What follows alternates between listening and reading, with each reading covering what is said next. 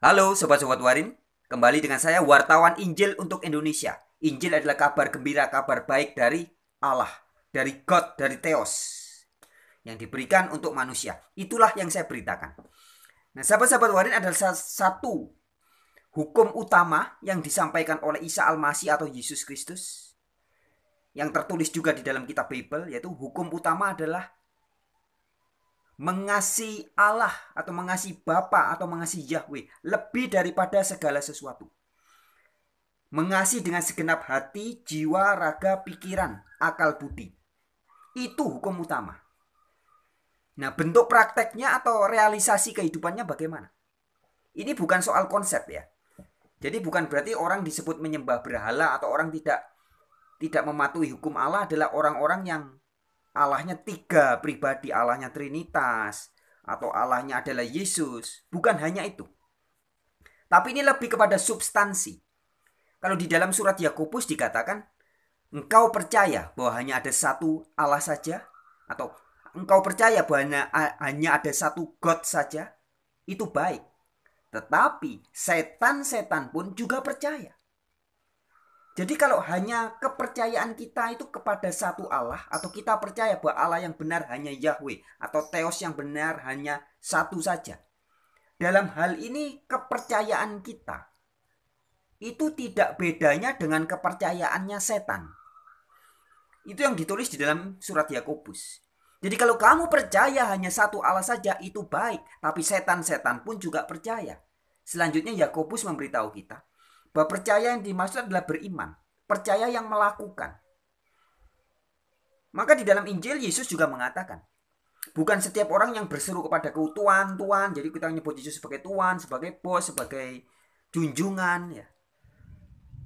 Itu tidak menjamin kita bisa selamat. Tapi Yesus mengatakan, bukan setiap orang yang berseru kepadaku Tuhan, Tuhan akan masuk dalam kerajaan Allah. Tetapi mereka yang melakukan kehendak Bapa. Nah, kehendak Bapa itu apa? Kehendak-kehendak Bapa ini yang harus kita pahami. Gampangannya begini sobat-sobat warin. Kalau di dalam bahasanya Yesus ya, bahasanya Isa Al-Masih mengatakan bahwa kasihlah Tuhan Allahmu dengan segenap hatimu, jiwa, raga, dan pikiranmu. Dengan segenap akal budimu. Jadi seluruhnya. Kita mengasihi Allah itu bukan dengan kata-kata, bukan dengan pengakuan di depan orang, bukan. Tapi harus dengan segenap hati, jiwa, raga, dengan perbuatan-perbuatan setiap hari, dengan akal budi, dengan kecerdasan kita. Artinya, kalau dalam teman-teman sobat-sobat muslim menyebutnya istilahnya la ilaha illallah. Tiada ilah atau tiada sesembahan lain selain Allah. Jadi tidak ada sesuatu yang kepadanya kita mengabdi. Kita beribadah, mengabdi selain kepada Allah. Itu makna dari la ilaha illallah. Atau yang kata Yesus adalah mengasihi Allah, mengasihi God lebih dari segala sesuatu. Artinya, jika hari ini atau setiap harinya yang ada di pikiran saya adalah mencari uang, yang ada di pikiran saya masih bekerja untuk karir, untuk bisnis, atau untuk membangun popularitas saya, menjaga nama baik saya, untuk mendapat pengakuan dari orang, pengakuan dari masyarakat, atau untuk cita-cita saya, atau untuk hobi saya. Bahkan mungkin saya bekerja setiap hari untuk anak, istri, atau suami saya, untuk orang tua saya, untuk keluarga saya. Maka dalam hal ini sesungguhnya kita sedang menjadi penyembah berhala. Sekali lagi ya. Jika setiap hari-hari kita, apa yang kita lakukan itu untuk keluarga kita atau orang tua kita, atau untuk harga diri kita, popularitas kita, nama baik kita, sesungguhnya kita sedang menjadi penyembah berhala. Berhala itu bentuknya bisa uang, bisa nama baik, popularitas, jabatan, profesionalisme, cita-cita, hobi, kebanggaan-kebanggaan duniawi, itulah berhala. Pokoknya sesuatu yang kepadanya kita mengabdi selain kepada Sang Maha Pencipta, itu namanya berhala. Sekali lagi, sesuatu hal atau beberapa hal, banyak hal yang kita mengabdi kepadanya selain Sang Maha Pencipta, itu namanya berhala. Jadi berhala itu tidak harus bentuknya patung, tidak harus bentuknya doktrin Trinitas, tidak. Tapi uang, mammon, jabatan, harga diri, nama baik, popularitas, ego, cita-cita, hobi, bisnis, masa depan, itu semua bisa menjadi berhala kita. Dan memang itulah berhala masa kini. Jadi percuma saya mengaku la ilaha illallah atau tiada ilah selain Allah. Ataupun saya mengaku bahwa Yahweh adalah satu-satunya Allah yang benar. Dalam pengakuan mulut, mengaku di YouTube, mengaku kepada banyak orang, cerita kepada banyak orang, bahkan bisa mengajar, bisa memberitahu banyak orang. Tapi jika fakta setiap harinya, lebih banyak yang ada dalam pikiran saya bangun tidur, siang, sore, malam adalah apa? Uang, harga diri, nama baik, hal-hal duniawi lainnya, anak, suami, istri, orang tua, pacar, selingkuhan, dan sebagainya. Itu sudah masuk dalam kategori menyembah berhala. Dan Yesus mengatakan, atau Isa Al-Masih mengatakan, yang akan masuk surga itu bukan orang yang berseru kepada Yesus, Yesus junjunganku, junjunganku, atau Yesus adalah Tuhan, Tuhan, Tuhan. Bahkan Yesus berkata, pada hari terakhir akan banyak orang yang bisa berkata bahwa Yesus, bukankah aku mengusir setan demi namamu?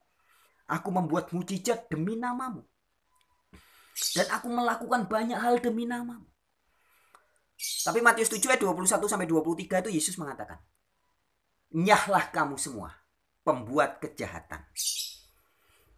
Kalau dalam bahasa Inggrisnya, who practice lawlessness, yang mempraktekkan kehidupan tidak taat kepada hukum-hukum atau perintah-perintah Allah.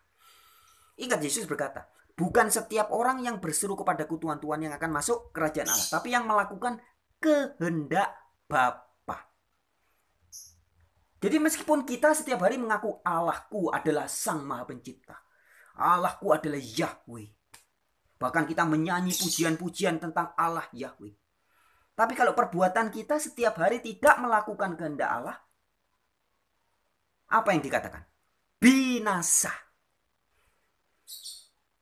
Jadi kalau di video-video terdahulu mungkin sobat-sobat Warin melihat penyajian atau kajian-kajian, pemaparan, pewartaan, pemberitaan yang saya sampaikan tentang Allah yang satu, yaitu namanya Yahweh. Yesus adalah utusan Yahweh. Ini pengetahuan semua, sobat-sobat. Ini pengetahuan dan pemberitahuan. Tapi pengetahuan ini tidak akan menyelamatkan kita. Maka di dalam surat-surat perjanjian baru dikatakan, orang diselamatkan bukan karena percaya kepada konsep, tapi karena iman. Nah, iman itu bukan percaya tok. Iman adalah percaya plus perbuatan. Maka di dalam surat Yakobus dikatakan, iman tanpa perbuatan adalah mati. Ya. Jadi iman itu bukan percaya saja, tapi iman itu percaya plus berbuat. Nah, nanti suatu saat saya akan bikin video khusus tentang iman. Jadi orang yang diselamatkan itu orang yang beriman. Nah, makna iman itu apa? Iman itu adalah percaya plus berbuat. Maka di surat Ibrani diberikan contoh-contoh iman. Seperti Nabi Nuh, ada banyak contoh-contoh. Salah satunya Nabi Nuh ya. Nanti di waktu yang akan datang saya akan buat video khusus. Tapi saya singgung sedikit. Diberi salah satu contoh Nabi Nuh. Itu saksi iman. Jadi Nabi Nuh ketika diberitahu oleh Allah bahwa nanti akan ada banjir besar suatu saat. Sekarang kamu harus selamatkan keluargamu dan orang-orang yang mau diselamatkan. Dan buatlah perahu besar, kapal besar. Dan Nabi Nuh percaya dengan kata-kata firman Allah itu, firman Yahweh itu. Dan kemudian bukti dari kepercayaannya dia apa? Dia bertindak. Jadi kepercayaannya dia ada bukti, yaitu bertindak. Dia mulai bangun bahtera sambil khotbah kepada tetangganya. Hei teman-teman, kita harus bertobat ya, karena kalau tidak bertobat nanti kita binasa. Dan teman-temannya tentunya mungkin banyak yang mengejek dia. Apa? Mau ada banjir besar? Hello, hari gini banjir besar dari mana? Air dari mana? Hello. Akan diejek-ejek tetangganya, diketawain oleh teman-temannya. Nuh, kamu menghayal mana ada banjir besar? Air dari mana? Tapi Nuh terus lebih percaya kepada Yahweh, kepada Allah. Dan dia terus bekerja, membangun bahtera sambil berkhotbah. Nah, jadi itu yang disebut iman. Percaya kepada janji Allah dan ada tindakan. Jadi iman tuh percaya plus berbuat.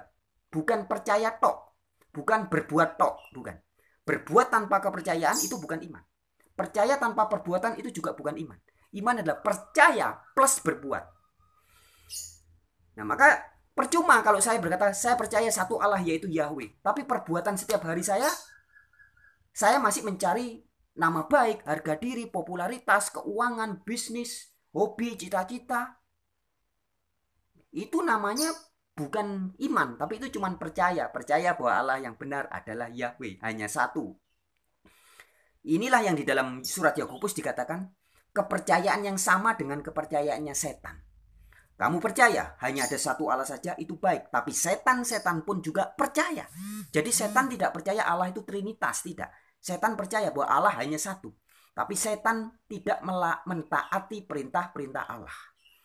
Nah, jadi kalau saya percaya bahwa Allah itu hanya satu, tapi saya kehidupan sehari-hari tidak melakukan firman-firman Allah, maka sama kepercayaan saya itu sama dengan kepercayaannya setan.